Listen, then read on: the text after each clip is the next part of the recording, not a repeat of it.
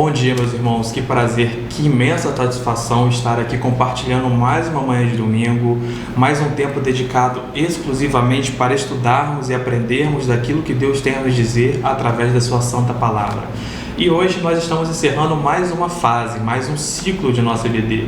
Hoje nós terminamos um módulo que foi todo ele voltado para estudarmos os milagres realizados por Jesus. Obviamente não estamos falando de todos os milagres, mas nós separamos 9 deles e estudamos de maneira bem detalhada, bem profunda, e eu tenho certeza que foi extremamente abençoador para todos aqueles que puderam acompanhar, assim como foi para mim. E hoje nós vamos encerrar essa fase com a lição número 9, e é uma lição que fala sobre a ressurreição de Lázaro. E queridos, essa é uma lição, esse é um milagre, por assim dizer, que fala profundamente ao meu coração, porque eu vejo nesse milagre a forma com que Jesus ressignifica a vida, como Jesus quebra um ciclo que para a gente era até então um ciclo absoluto, o ciclo de vida e morte, vida e morte. E amados, se nós repararmos, ainda que inconscientemente, esse conceito de ressurreição, ele é inerente do ser humano. Nós vemos a ressurreição acontecer ao nosso lado, ao nosso derredor, de maneira cotidiana, mas às vezes nós não paramos para refletir nisso. E eu dou bons exemplos. Por exemplo, nós moradores de Santo Antônio de Pádua, principalmente, nós estamos acostumados com um sol devastador, um calor que faz com que não tenhamos vontade de sair de nossas casas, e esse período está retornando, né? O nosso verão está retornando. E à noite as trevas vêm, por assim dizer, né? O sol se põe, a escuridão da noite nasce, e nós temos a expectativa, nós temos a certeza de que na manhã seguinte o sol tornará a nascer. É um ciclo.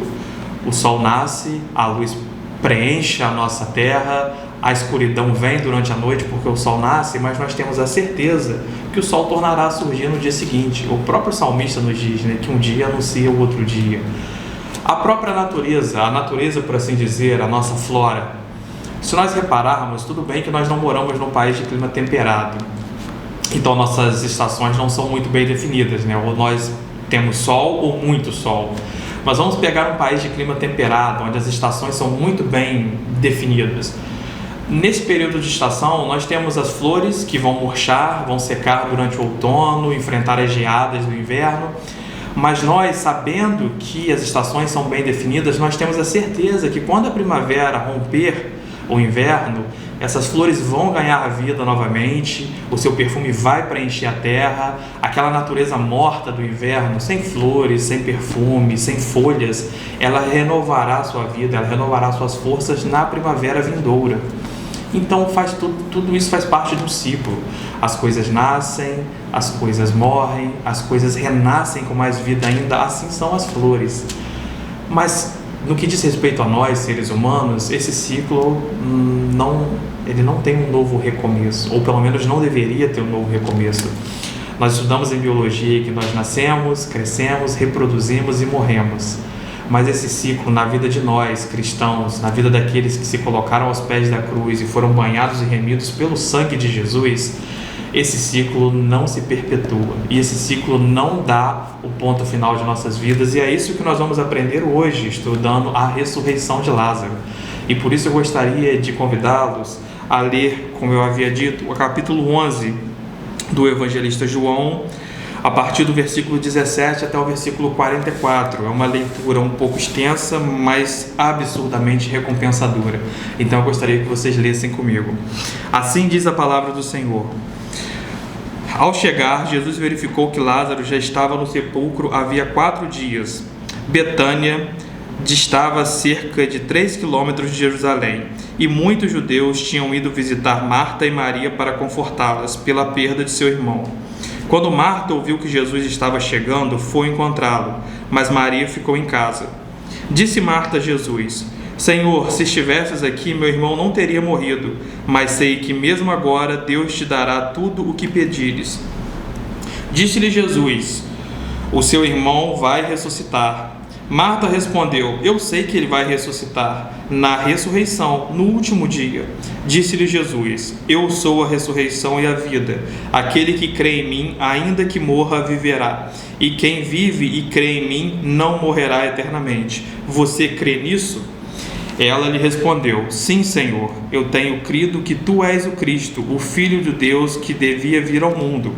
E depois de dizer isso, Jesus foi para casa e, chamando à parte Maria, disse-lhe: o Mestre está aqui e está chamando você.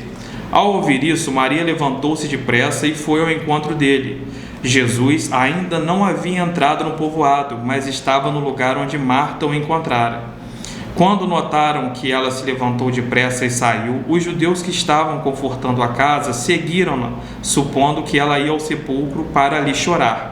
Chegando ao lugar onde Jesus estava e vendo, Maria prostrou-se aos seus pés e disse: Senhor, se estivesses aqui, o meu irmão não teria morrido. Ao ver chorando Maria e os judeus que a acompanhavam, Jesus agitou-se em espírito e perturbou-se. Onde o colocaram? Perguntou ele. Vem e vê, Senhor, responderam eles. Jesus chorou. Então os judeus disseram: vejam como ele o amava.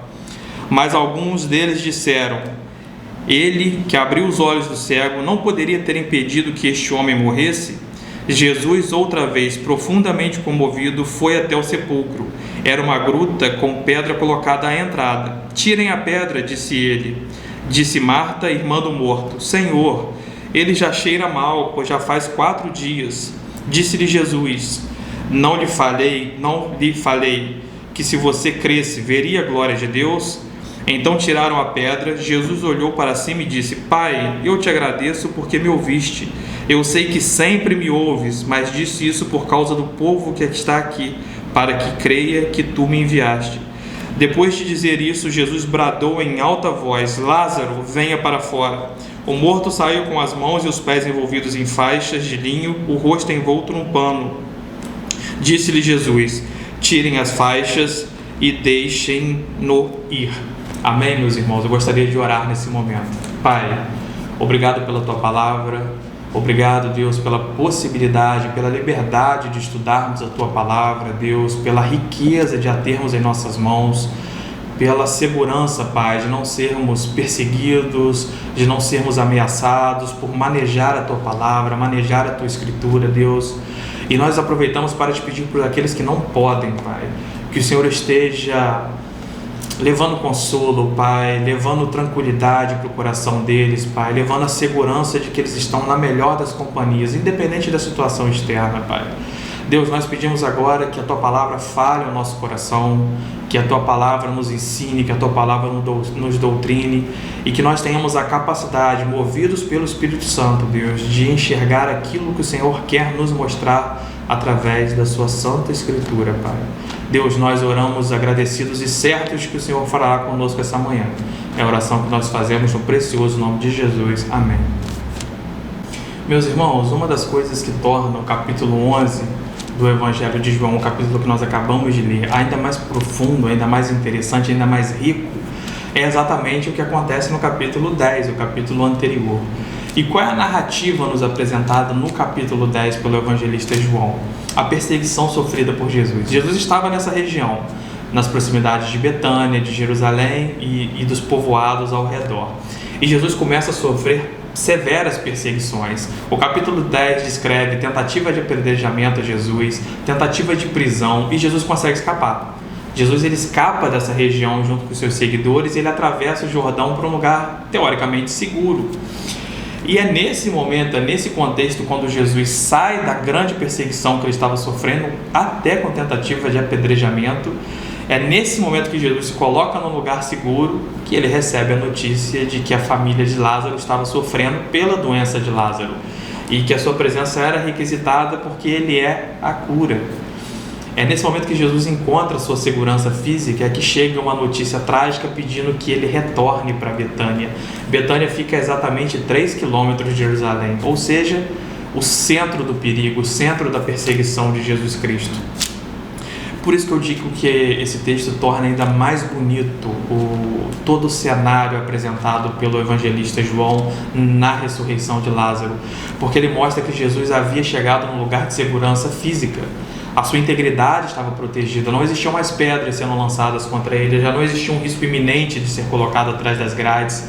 E de repente ele recebe a notícia de que uma família amada, de amigos amados, estava sofrendo lá, praticamente no centro do perigo, no centro da sua perseguição. E era tão sério, meus irmãos, que os seus discípulos tentaram dissuadi-lo. Os seus discípulos, nos versículos anteriores, daquele que lemos, e eu convido cada um de vocês a ler depois, eles tentam desestimular Jesus, eles tentam mostrar para Jesus o perigo daquele retorno. Mas o amor de Jesus, a dependência do Pai, foram muito maiores do que os medos humanos. E, sejamos sinceros, honestos, medos que não podemos afastar da nossa integridade física, e principalmente da integridade física daqueles que amamos. E, com certeza, os discípulos e seguidores de Jesus o amavam e temiam pela vida dele. Então eles falaram: Jesus, não vai, porque eles vão te prender. Mas, de novo, o amor de Jesus pelaquela família, e a dependência dele do Espírito Santo, do Pai dele, que direcionava seus passos, foram muito maiores que qualquer medo humano. E, de novo, para mim isso torna tudo ainda muito mais bonito e me remete a algo que aconteceu agora, recentemente, também de maneira muito trágica. Um teólogo chamado Dietrich Bonhoeffer, ele apresentou praticamente, óbvio que com todas as limitações, todos os limites enfrentados pelo humano, mas ele apresentou um quadro semelhante ao apresentado por Cristo nessa época. Eu gostaria de compartilhar de maneira muito breve com vocês. Dietrich Bonhoeffer era um teólogo alemão que morava na Alemanha durante o nazismo, de 1940 até 45, se não me engano, que ele se envolveu de forma intensa na Segunda Guerra Mundial. E ele, como alemão, ele começou a ver as atrocidades sofridas pelo povo durante o regime nazista de Hitler, e ele sai da Alemanha. Mas ele, fora da Alemanha, seguro, ele começa a pensar assim: meu lugar não é aqui, meu lugar é lá, auxiliando aqueles que precisam do meu auxílio. Os judeus, os perseguidos, os ciganos, os homossexuais, é lá que eu preciso estar e não aqui. O meu papel como cristão é estar lá, independente do perigo.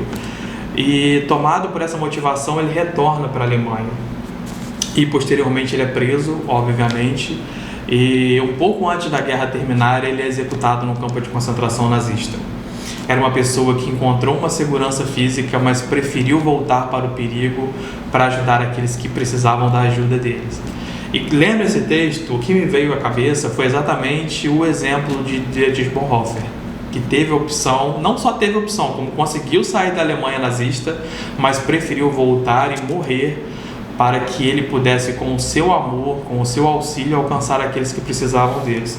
E aqui, num aspecto muito maior, muito mais elevado, nós temos Jesus fazendo isso. E nós podemos, até quando nós estamos chegando ali no capítulo que nós lemos, imaginar assim: mas Jesus recebeu a notícia e ele ainda demorou 2 dias para se dirigir até Lázaro. Será isso falta de amor? Será isso um descaso com aquilo que ele apresentava? Meus irmãos, de maneira nenhuma. Jesus, em momento nenhum, ele apresentou indiferença àquela família, ao sofrimento de Maria, de Marta e de Lázaro, que até então era um doente, né? Eles apresentam Lázaro ainda como um doente, ele não estava morto. Mas Jesus sabia que existia um propósito muito maior por trás daquilo. Ele sabia que esses 2 dias de espera iam proporcionar algo muito maior do que a mera cura de um doente. O objetivo era muito maior, ele só estava esperando um direcionamento do Pai Celeste. Ele estava esperando um direcionamento de Deus para ele, falando assim: agora é o momento. Jesus era obediente a Deus em todos os momentos de sua vida e não seria diferente aqui. Esses 2 dias jamais podem ser analisados, jamais podem ser interpretados como falta de amor ou indiferença, não. Exatamente porque ele faria algo muito maior na vida dessa família, é que ele esperou esses 2 dias. E conforme nós veremos agora. Bom, seguindo-se a isso, Jesus se dirige à região da Betânia e, chegando lá, ele encontra aquilo que já era esperado. Ele encontra Lázaro sepultado há 4 dias, morto há 4 dias, mas o texto também nos dá umas informações interessantes a respeito da família. Ele nos revela que aquela família ali muito provavelmente era uma família proeminente.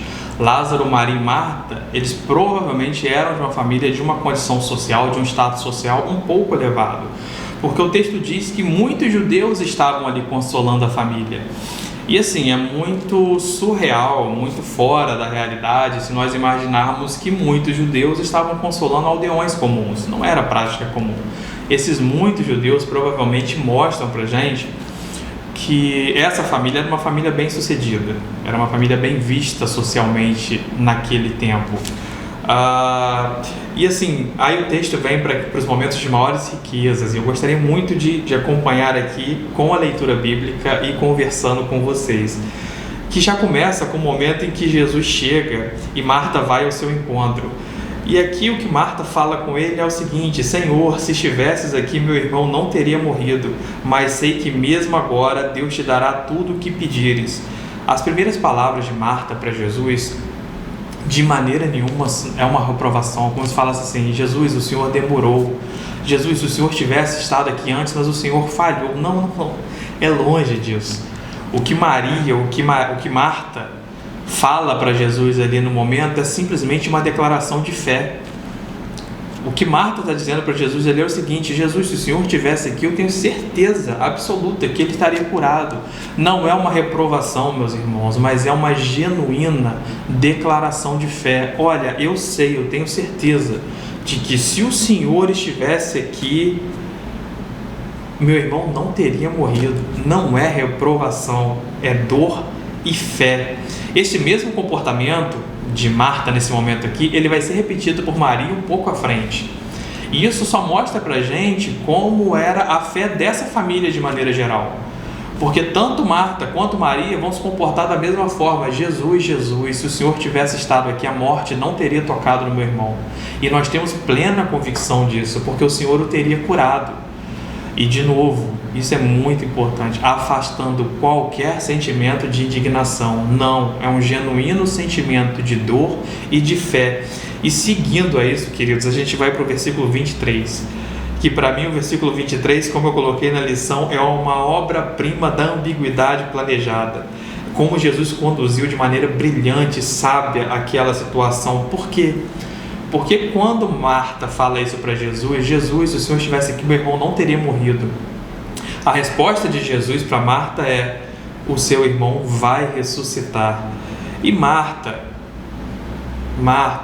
como uma pessoa daquela época, daquele contexto social, Marta provavelmente, ela pensou com a nossa ortodoxia, com a nossa devoção. Então, muito provavelmente o que Marta entendeu naquele momento ali foi o seguinte: olha, seu irmão vai ressuscitar. Não provavelmente, ela demonstra isso no texto. Seu irmão vai ressuscitar. E o que a ligação que Marta fez? Eu sei que meu irmão vai ressuscitar. Meu irmão vai ressuscitar nos últimos dias, com os mortos, na promessa do Senhor. E os fariseus acreditavam nisso. Era o pensamento dominante da época, muito embora tivessem pessoas que não acreditassem nisso, como os saduceus. Mas os fariseus acreditavam nessa ressurreição, e Marta acreditou também. Então, quando Jesus vira para ela e fala: o seu irmão vai ressuscitar, ela entendeu que foi a ressurreição do último dia. Ela entendeu que era a ressurreição já explicada, já apresentada. Só que o que Jesus estava falando ali, o aspecto que Jesus estava passando para ela, prometendo a ressurreição, a promessa de ressurreição era uma ressurreição imediata. Mas Marta não conseguiu pegar isso naquele momento. Marta, talvez, meus irmãos, eu arriscaria dizer que ela não tinha noção do que estava acontecendo naquele momento, de como Cristo estava mostrando para ela que a vida seria ressignificada, que Ele era o Senhor sobre a vida e sobre a morte. Isso tudo residia nele, isso tudo era por Ele, para Ele. Ele era o Senhor sobre todas as coisas. O texto de Colossenses é muito rico em falar isso no seu capítulo 1.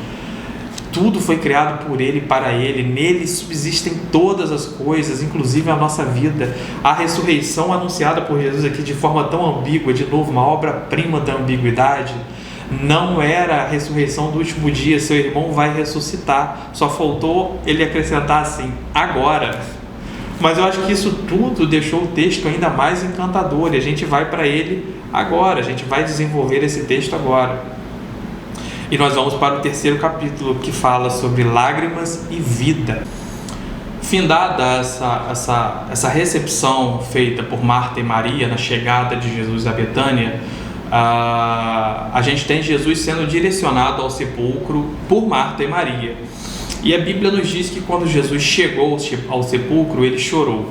Mas é que existe uma coisa muito interessante nesse texto, porque a palavra grega utilizada para descrever o choro de Marta e Maria é totalmente diferente da palavra grega utilizada para descrever o choro de Jesus. A palavra aplicada no choro de Marta e Maria por João foi a palavra klaiô, que é um choro de tristeza normal. Mas a palavra apresentada para o choro de Jesus é daquírio, que significa um choro de indignação. Não era um choro de tristeza, era de indignação. Então, queridos, é muito irracional da nossa parte imaginar que Jesus, diante do sepulcro de Lázaro, que ele estivesse chorando de tristeza pela perda de um querido amigo. Não, Jesus já sabia que iria ressuscitar Lázaro. Então o choro dele não era pela morte do amigo, nunca foi pela morte do amigo. Jesus sabia que ele seria ressuscitado, saberia que ele teria oportunidade de abraçar e rir com aquela pessoa novamente. O choro de Jesus era muito mais profundo, era um choro muito mais indignado, daquírio, um choro, sabe, da alma, um choro de indignação profunda. Por quê? E eu te convido a essa reflexão agora. Porque o choro de Jesus era porque ele estava diante do resultado do pecado na morte daqueles que ele amava. Porque Jesus amava, Jesus nos ama.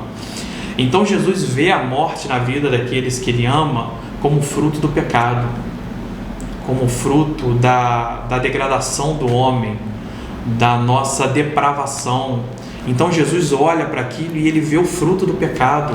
Ele fala: olha, um querido amigo está na sepultura por causa do maldito pecado. E ele chora de indignação, porque o pecado é completamente oposto à natureza gloriosa e salvífica de Jesus. O pecado é o seu oposto, e ele chora por ver a desgraça que isso provocou na vida do homem, na coroa da criação de Deus, como aquilo havia maculado a vida dos seus amados. Daí vem o choro de Jesus.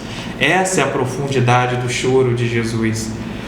E depois de derramar essas lágrimas, Jesus pede a Marta autorização para remover a pedra do sepulcro. E aqui o texto deixa evidente que Marta não tinha entendido a ressurreição imediata do seu irmão.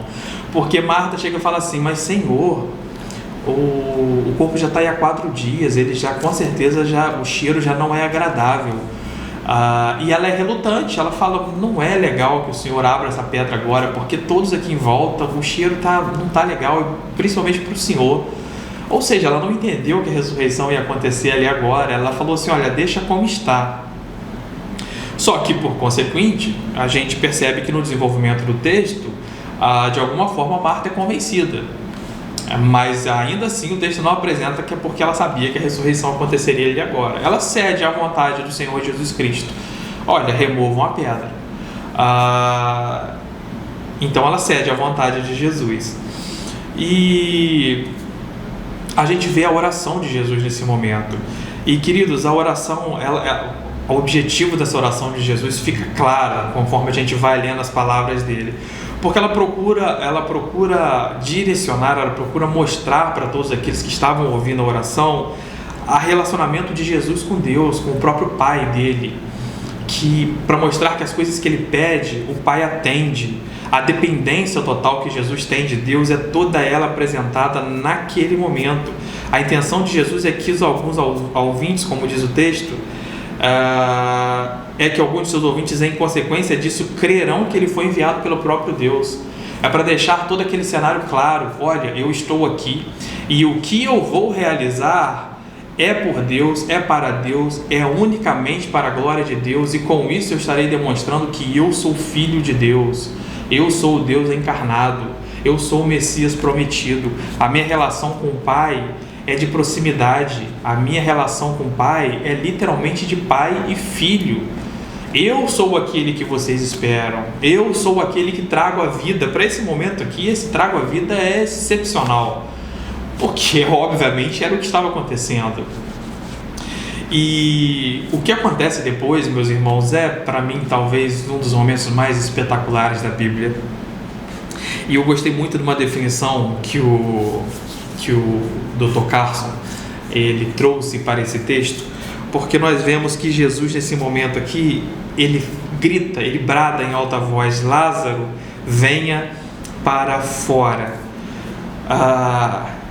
E quando morto, meus irmãos, quando ele ouviu a voz do Filho de Deus, ele recobrou a vida. Mas assim, às vezes algumas coisas passam muito despercebidas por a gente. E o Dr. Carson, ele teve esse detalhe de buscar esse mínimo detalhe que, assim, trazem uma riqueza para o texto tão espetacular que, não estou brincando, chega a arrepiar a gente. Que ele chega e fala assim: vocês já pararam para pensar por que Jesus gritou pelo nome de Lázaro? Por que Jesus nomeou Lázaro, venha para fora? E eu nunca tinha parado para pensar sobre isso. Eu acredito que vocês também não. Eu acredito que a gente nunca parou para pensar assim, por que ele falou assim, venha para fora, simplesmente, levanta-te, anda, vem, volte à vida. Não, Lázaro, venha para fora. E o Dr. Carson, ele fala que Jesus nomeou o nome de Carson porque a autoridade de Jesus, o seu poder era tão grande que se ele simplesmente não tivesse nomeado e direcionado aquele milagre, todos os mortos ao redor teriam levantado e saído de suas tumbas. Olha, meus irmãos, olha que, de novo, como não ficar arrepiado diante de uma afirmação dessa? Jesus fala, Lázaro, venha para fora, porque se ele não tivesse nomeado Lázaro, todos os mortos ao redor teriam saído de suas tumbas. Todos eles teriam voltado à vida. Tamanho poder, tamanho a glória, tamanho a autoridade de Jesus. Por isso ele direcionou o pedido para Lázaro, porque ele tem autoridade sobre a morte. Não é sobre a morte de Lázaro, é sobre a morte. Jesus venceu a morte. E não é tão somente de Lázaro, é toda e qualquer morte, é a minha e a sua, desde que nós estejamos aos pés da cruz e lavados pelo seu sangue. Então, meus irmãos, a gente vê que Jesus devolve a vida. Jesus nos devolve a vida. E a vida nem sempre, ou nem sempre não, a vida nunca se refere unicamente ao último dia. Ele nos devolve a vida enquanto filhos de Deus. Ele faz o propósito da religião, que é o religar o homem com Deus. Isso só é possível através do sangue de Jesus. E ele nos devolve a vida, inclusive nesse sentido, a vida como servos e filhos amados de Deus. E aqui nós nos encaminhamos para a nossa conclusão. Queridos, aqueles que ouvem o brado de Jesus, no último dia certamente participarão da sua ressurreição. A ressurreição de Lázaro, tendo acontecido antes da ressurreição do próprio Cristo, foi tão somente uma pálida antecipação de toda a glória que aconteceria depois através da ressurreição do nosso Senhor Jesus Cristo. Ela de fato foi um sinal. O que nós vemos na ressurreição de Lázaro é meramente um sinal, um simples arranhão na história de tudo aquilo que aconteceria depois, na gloriosa ressurreição de Jesus Cristo. O próprio Cristo fala no versículo 25 do capítulo que nós acabamos de ler, capítulo 11, ele fala o seguinte: eu sou a ressurreição e a vida, aquele que crê em mim, ainda que morra, viverá, e quem vive e crê em mim não morrerá eternamente. Conforme nós observamos durante toda a lição, Jesus ressignifica o conceito de vidas, meus irmãos, ampliando-a como conhecemos. A morte é incapaz de oferecer resistência ao brado de Jesus. Quando Jesus brada em alta voz, a morte some, a morte desaparece. E essa é a promessa que ele nos faz exatamente no versículo 25. Aquele que crê em mim, ainda que morra, viverá. E ele nos deu esse exemplo na pálida antecipação da ressurreição de Lázaro e na gloriosa ressurreição da sua própria vida, onde ele venceu a morte de maneira definitiva por mim e por você. E terminando no Para Pensar e Agir, eu propus as seguintes considerações. Você tem limitado o agir de Deus à sua compreensão? Nós somos Marta e Maria. Quando Jesus fala, nós limitamos isso ao nosso contexto.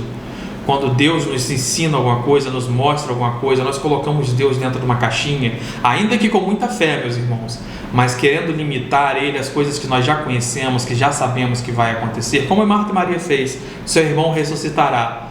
Jesus, eu creio que ele ressuscitará no último dia. Não era no último dia, era uma ressurreição imediata, porque Deus é o Senhor sobre a vida. A segunda proposta: A doce voz de Jesus devolve vida aos mortos. Nunca duvide disso. 3. A ressurreição promovida por Jesus é a derrota definitiva das marcas do pecado na vida do discípulo fiel. Meus irmãos, assim nós encerramos esse estudo, nós encerramos todo o estudo voltado para o milagre de Jesus. De novo, foi um imenso prazer compartilhar esse momento com vocês e nós esperamos que vocês continuem compartilhando esse momento conosco no próximo módulo, nas próximas lições. Um grande abraço, que Deus abençoe ricamente a vida de vocês. Tchau, tchau.